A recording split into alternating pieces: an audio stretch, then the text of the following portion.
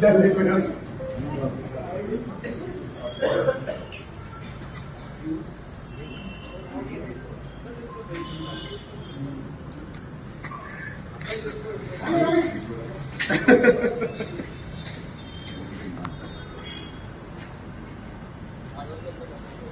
నా కాఫీ